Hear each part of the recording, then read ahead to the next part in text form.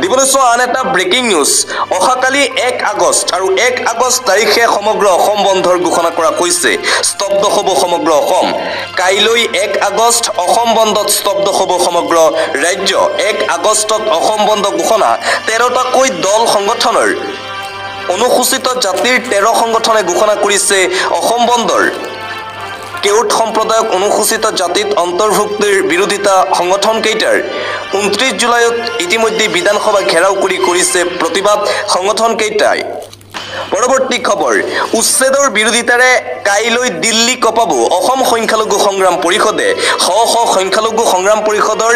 কৰ্মী ইতিমধ্যে উপস্থিত হৈছে ৰাজধানী চহৰ দিল্লী উচ্ছেদৰ বিৰুদ্ধে কৰিব তীব্ৰ প্ৰতিবাদ দিল্লীৰ যন্তৰ মন্তৰ কপাই তুলিব অসমৰ প্ৰত্যেকটো উচ্ছেদৰ বিৰুদ্ধে আমি প্ৰতিবাদ কৰি যাম 1 আগষ্ট অৰ্থাৎ কাইলৈ দিল্লীৰ যন্তৰ মন্তৰ কপাই তুলিম আমি ৰাজ্যত অবৈধ উচ্ছেদ চলাই অমানৱীয় অত্যাচাৰ চলাইছে মুছলমানৰ ওপৰত বিজেপি চৰকাৰে মুখ্যমন্ত্ৰীৰ নিৰ্দেশত চলা এই উচ্ছেদৰ বাবে অসমখন ৰখাতলে যাব উচ্ছেদিত মানুহবোৰ ক'ত থাকিব কেনেদৰে দিন কটাব তাৰ উত্তৰ দিয়ক মুখ্যমন্ত্ৰী হিমন্ত বিশ্ব শৰ্মাই সৰু ল'ৰা ছোৱালীবোৰ যোৰহাট জিলাত ঘৰ জ্বলাই দিলে উত্তেজিত জনতাই আহত আৰক্ষী বিষয়া যোৰহাটত ভয়ংকৰ পৰিস্থিতিৰ সৃষ্টি হৈছে মুছলমান যুৱক এজনৰ ঘৰ জ্বলাই দিলে শিবু খাৰিয়া নামৰ এজন বৃদ্ধৰ মৃত্যুক কেন্দ্ৰ কৰি উত্তপ্ত পৰিস্থিতি মাইনুল ইছলামৰ বাসগৃহ ভাঙি লণ্ডভণ্ড কৰে উত্তেজিত লোকে মাইনুল ইছলামৰ পুত্ৰই মৰিয়াই হত্যা কৰিছিল বৃদ্ধ লোকজনক মৃতদেহ বাসগৃহলৈ অনাৰ পাছতেই পুনৰ উত্তপ্ত পৰিস্থিতিৰ সৃষ্টি হয় যোৰহাটত আৰু যোৰহাটত মুছলমান যুৱকৰ ঘৰ ভাঙি লণ্ডভণ্ড কৰে উত্তেজিত ৰাইজে আন এটা ব্ৰেকিং নিউজ অসমখন মিয়ালেণ্ড হ'ব নিদিও মিয়ালেণ্ড দাবী কৰিলে কঠোৰ হ'ব চৰকাৰ মিয়াক অন্তিম সকিয়নি মন্ত্ৰী পীযুষ হাজৰিকাৰ মিয়ালেণ্ড গঠনৰ দাবী উত্থাপিত কৰা উচ্ছেদিতক শেষ সকিয়নি মন্ত্ৰী পীযুষ হাজৰিকাৰ অসমত মিয়ালেণ্ড কেতিয়াও হ'বই নোৱাৰে আৰু এই দাবী উত্থাপিত কৰাটো গৰ্হিত কাম বুলি মন্তব্য পীযুষৰ অসমক দুভাগ কৰি মিয়ালেণ্ড গঠনৰ দাবী উত্থাপিত হৈছিল উজনি অসমত ৰাজ্যজুৰি উচ্ছেদ অভিযান অব্যাহত থকাৰ মাজতে ৰেংমা বনাঞ্চলৰ একাংশ উচ্ছেদিতই দাবী কৰিছিল মিয়ালেণ্ডৰ দাবী উত্থাপিত হোৱাৰ পাছতেই উৰিয়ামঘাটত প্ৰতিবাদ সাব্যস্ত কৰিছিল জাতীয় দল সংগঠনে মিয়ালেণ্ডৰ সন্দৰ্ভত প্ৰতিক্ৰিয়া মন্ত্ৰী পীযুষ হাজৰিকাৰ আৰু আনপিনে মিয়ালেণ্ডৰ দাবী কৰা মিয়াৰ বিৰুদ্ধে এতিয়া সৰব হৈ পৰিছে অসমৰ খিলঞ্জীয়া মুছলমান দল সংগঠন অসমত মিয়ালেণ্ড দাবী কৰি কি বুজাব বিচাৰিছে মিয়ালেণ্ড বাংলাদেশত হ'ব অসমত কোনো ধৰণৰ মিয়ালেণ্ড নহ'ব মিয়াৰ বিৰুদ্ধে এবাৰ সৰব হৈ পৰিছে খিলঞ্জীয়া মুছলমান মিয়ালেণ্ড অসমত কেতিয়াও হ'বই নোৱাৰে মিয়ালেণ্ড বাংলাদেশত দাবী কৰিব লাগিব অসমত কোনো ধৰণৰ মিয়ালেণ্ডৰ দাবী কৰিব নোৱাৰিব অসমত মিয়ালেণ্ড দাবী কৰি কি বুজাব বিচাৰিছে একাংশ অবৈধ মিয়াই অসমত যিয়ে মিয়ালেণ্ড দাবী কৰিছে সেই সকলৰ এয়া বহুদিনীয়া কুটিল ষড়যন্ত্ৰ অসমত মিয়ালেণ্ড দাবী উঠোৱা মিয়াক শীঘ্ৰেই গ্ৰেপ্তাৰ কৰি ব্যৱস্থা গ্ৰহণ কৰিব লাগে এই দাবী উজনি অসম থলুৱা মুছলিম পৰিষদৰ পৰৱৰ্তী খবৰ নীতিন গাডকাৰীয়ে কৃতজ্ঞতা জনালে যোৰহাটৰ সাংসদ গৌৰৱ গগৈক গাডকাৰীৰ গৌৰৱ গগৈৰ লগত হলিগলি কিয় কেবিনেট মন্ত্ৰী হৈ বিৰোধী নেতাৰ লগত কিশোৰ বাৰ্তালাপ যোৱাকালি লোকসভাৰ সদনৰ বাহিৰত এটা বিশেষ দৃশ্য ভাইৰেল হৈ পৰিছে এই ফটো ইতিমধ্যে সামাজিক মাধ্যমত ভাইৰেল হৈ পৰিছে অসম প্ৰদেশ কংগ্ৰেছৰ সভাপতি তথা যোৰহাটৰ কংগ্ৰেছৰ সাংসদ গৌৰৱ গগৈ আৰু বিজেপি কেন্দ্ৰীয় মন্ত্ৰী নীতিন গাডকাৰীৰ এই ফটো সামাজিক মাধ্যমত ভাইৰেল সমগ্ৰ ভাৰতবৰ্ষৰ ৰাজনীতিতে এই ফটোক লৈ ব্যাপক চৰ্চা আৰম্ভ হৈছে গৌৰৱ গগৈক আনকি ধন্যবাদ জ্ঞাপন কৰিছে নীতিন গাডকাৰীয়ে সদনত গৌৰৱ গগৈয়ে কেইবাটাও গুৰুত্বপূৰ্ণ বিষয় উত্থাপন কৰিছিল আৰু সেই বিষয়সমূহ উত্থাপন কৰাৰ বাবে নীতিন গাডকাৰীয়ে এতিয়া গৌৰৱ গগৈক ধন্যবাদ জ্ঞাপন কৰিছে আন এটা ব্ৰেকিং নিউজ বন্ধু বুলি ভবা মানুহজনেই গাদ্দাৰী কৰিলে ভাৰতৰ সৈতে ডোনাল্ড ট্ৰাম্পে বিশ্বাসঘাতকতা কৰিলে আমেৰিকাৰ ৰাষ্ট্ৰপতি ডোনাল্ড ট্ৰাম্পে ভাৰতৰ ওপৰত আৰোপ কৰিলে 25% শুল্ক অথলে গ'ল প্ৰধানমন্ত্ৰী নৰেন্দ্ৰ মোদীৰ আমেৰিকা ভ্ৰমণ প্ৰধানমন্ত্ৰী নৰেন্দ্ৰ মোদীৰ আমেৰিকাৰ ভ্ৰমণ বিফল ভাৰতৰ বিৰুদ্ধে কেৱল 25% শুল্কৰ বৃদ্ধিত ক্ষান্ত নাথাকিল আমেৰিকাৰ ৰাষ্ট্ৰপতি ডোনাল্ড ট্ৰাম্প চলিত বৰ্ষৰ 1 আগষ্টৰ পৰা কাৰ্যকৰী হোৱাকৈ ভাৰতৰ বিৰুদ্ধে 25% শুল্ক আৰোপ ভাৰতক ধমকো দিলে আমেৰিকাৰ ৰাষ্ট্ৰপতি ডোনাল্ড ট্ৰাম্পে ৰাছিয়াৰ পৰা মাৰাণাস্ত্ৰ আৰু খাৰুৱা তেল আমদানি কৰাৰ বাবে ভাৰতৰ বিৰুদ্ধে অধিক জৰিমনা বিহাৰ হুংকাৰ ডনাল্ড ট্ৰাম্পৰ আমেৰিকাৰ ৰাষ্ট্ৰপতিগৰাকীৰ এই ঘোষণাৰ পাছতেই ভাৰতৰ বাণিজ্যিক ক্ষেত্ৰখনত লাগিছে এতিয়া হাহাকাৰ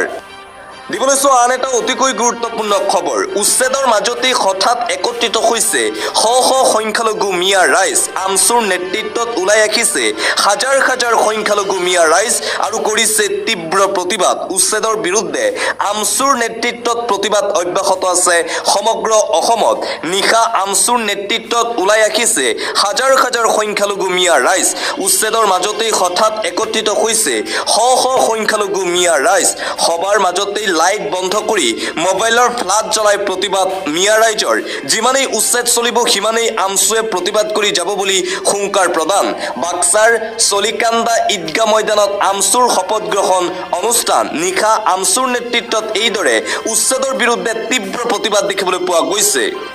দিবলৈ চোৱা আন এটা অতিকৈ গুৰুত্বপূৰ্ণ খবৰ এটা ব্ৰেকিং নিউজ যিকোনো মুহূৰ্তত গ্ৰেপ্তাৰ হ'ব পাৰে বিধায়ক অখিল গগৈ হিন্দু ছাত্ৰ পৰিষদে এজাহাৰ দাখিল কৰিছে শিৱসাগৰৰ বিধায়ক তথা ৰাইজৰ দলৰ সভাপতি অখিল গগৈৰ বিৰুদ্ধে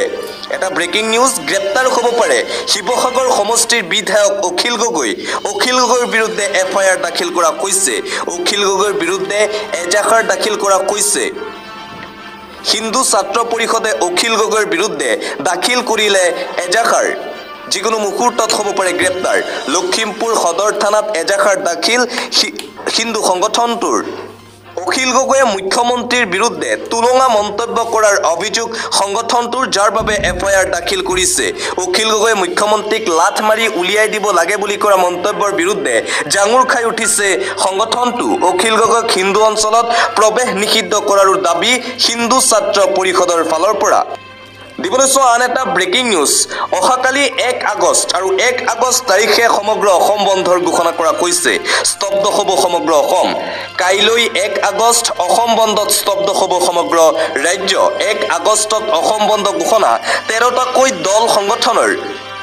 অনুসূচিত জাতিৰ 13 সংগঠনে ঘোষণা কৰিছে অসম বন্ধৰ কেউট সম্প্ৰদায়ক অনুসূচিত জাতিত অন্তৰ্ভুক্তিৰ বিৰোধিতা সংগঠন কেইটাৰ 29 জুলাইত ইতিমধ্যে বিধানসভা ঘেৰাও কৰিছে প্ৰতিবাদ সংগঠন কেইটাই পৰৱৰ্তী খবৰ উচ্ছেদৰ বিৰোধিতাৰে কাইলৈ দিল্লী কপাব অসম সংখ্যালঘু সংগ্ৰাম পৰিষদে শ শ সংখ্যালঘু সংগ্ৰাম পৰিষদৰ কৰ্মী ইতিমধ্যে উপস্থিত হৈছে ৰাজধানী চহৰ দিল্লী উচ্ছেদৰ বিৰুদ্ধে কৰিব তীব্ৰ প্ৰতিবাদ দিল্লীৰ যন্তৰ মন্তৰ কপাই তুলিব অসমৰ প্ৰত্যেকটো উচ্ছেদৰ বিৰুদ্ধে আমি প্ৰতিবাদ কৰি যাম 1 আগষ্ট অৰ্থাৎ কাইলৈ দিল্লীৰ যন্তৰ মন্তৰ কপাই তুলিম আমি